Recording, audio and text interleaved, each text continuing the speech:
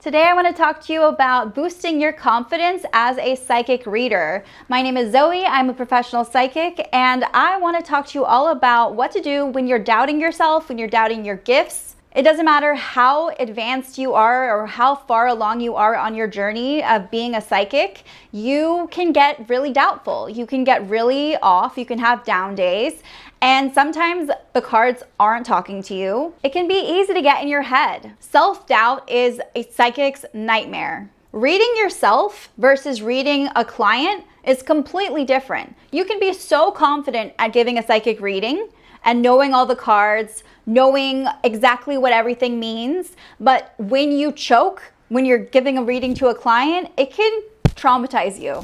The tips I'm going to give you today are going to help you with your confidence and feeling like you can read other people and you don't have to get in your head. Some of these things are going to be like really obvious. Some of them are going to be a little unique, probably things you have never thought about or heard about before. I'm really tired of generic advice like practice makes perfect or trust your intuition or ground your energy. Like duh. Tip number 1. Posture. This may sound so dumb to some of you because you're like, what does posture have to do with psychic readings, right? Like that has nothing to do with my intuition. You're right. It doesn't have anything to do with your intuition, but it does have to do with confidence. Your client is looking to you for advice. And when you sit up straight and you are reading the cards like you know what the fuck you are doing, it makes a huge difference. If a client comes up to me and I'm sitting like this, like I'm hovering over a table, it makes a huge difference in how they feel about the reading and the energetics between the two of us. Clients come to you because they're seeing you as a voice of guidance, as someone who has answers for them or who can seek answers for them. So when you present yourself to them, it's important that you seem knowledgeable, you seem trustworthy, and that you feel that as well. And you're not going to radiate confidence if you're just hunched over like this. It's common knowledge that power poses or how you present yourself or just even smiling can make a huge difference in how you feel on the inside. So deep breath, sit up straight and own your energy, own your space. Number 2, have nice nails. Getting your nails done can be a huge confidence boost. And I feel like also having really crusty or dirty nails while you're reading someone, it's just, I don't know, it makes me feel icky.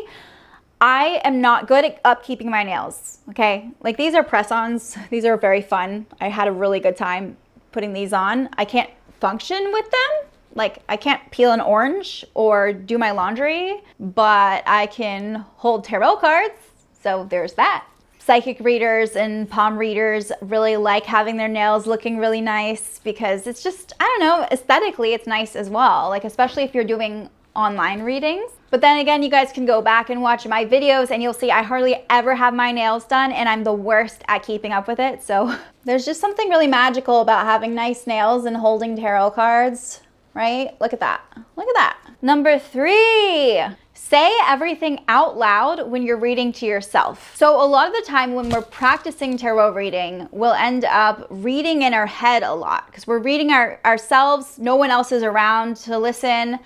And so we just kind of learn the meanings and then we just start reading in our head. But you will find that saying it out loud is really different. This isn't about memorizing the cards. This is about getting comfortable saying meanings out loud and interpretations out loud. So get used to it, even when you're by yourself. Number 4, remember, it is not your job to prove that you are psychic. Your job is to give great readings and help people. There will always be clients that want you to prove that you are what you say you are, but that's not your job. Number 5, have your favorite deck. So just like a lot of psychic readers, I have a lot of tarot decks. I have so many different themes. I have a mermaid theme one. I have just really beautiful ones.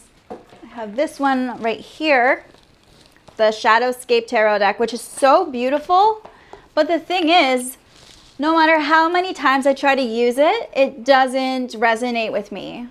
And so you'll have decks that you just think are pretty, and that's where I'm at. So I feel like it's really important for you to have one deck that you are comfortable using really, really well over and over again.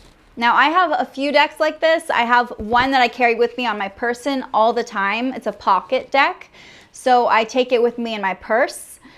But I also just really like this deck. It's very simple, very classic. This goes for any type of divination. It can be dowsing. If you're using a dowsing pendulum, you don't need 50 dowsing pendulums. Just use one that you're really comfortable with and you're really in tune with. Number 6, read strangers, not your friends. So of course you can read your friends, okay? And they might hype you up. But what's really, really ego boosting and confidence boosting is when a stranger that you read that you've never met before, you read them and they say, wow, this is so accurate. That immediately strokes your ego. It makes you feel better. It makes you feel like you're on top of the world because this is somebody that you didn't know at all. Like you touched their soul somehow. That leads me to number 7. When you're practicing on your friends, just say you're doing it for fun and that it isn't a professional reading or anything. There is no shame in just being like, hey, I'm just pulling out the cards and I'm going to give you a reading for fun.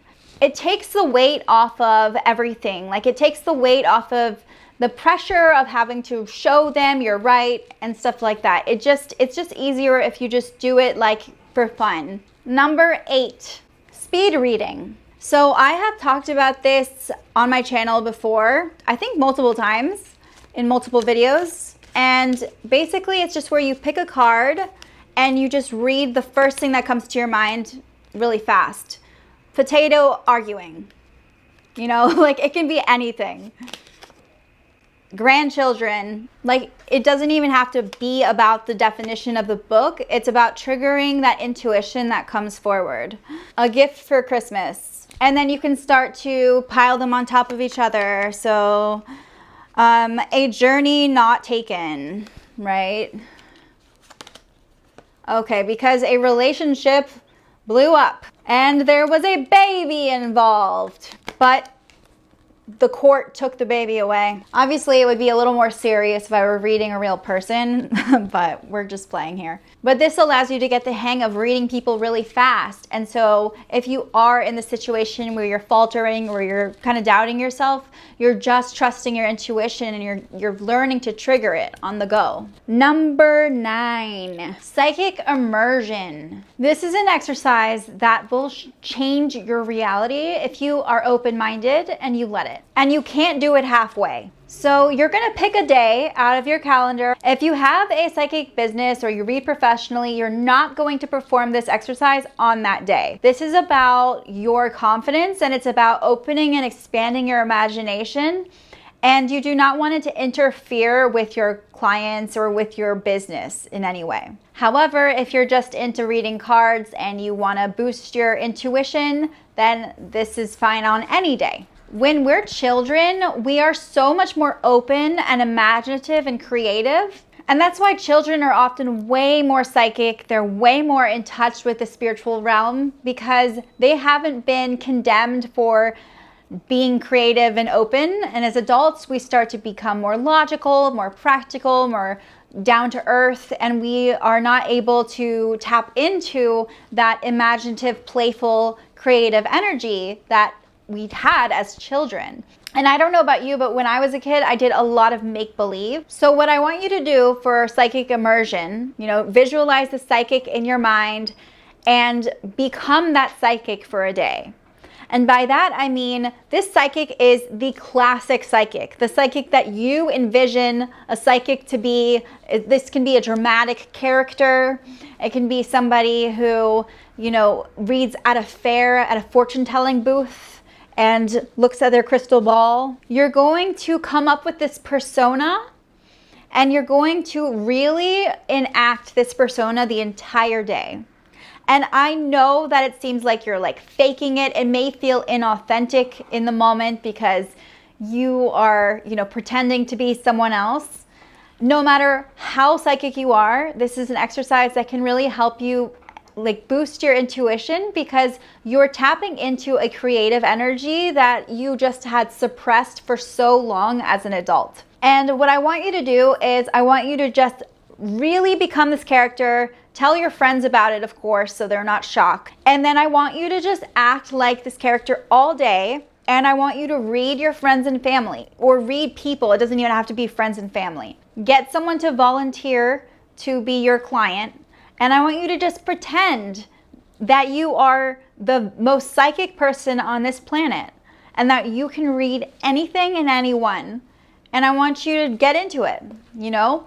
Sit down with this person, give them a reading, and then have them tell you what it is that you got right and what it is that you got wrong. Actually have them write it down for you so that you can have like a list of all the things that you got right, instead of just them saying, no, that's not right, like none of it's right.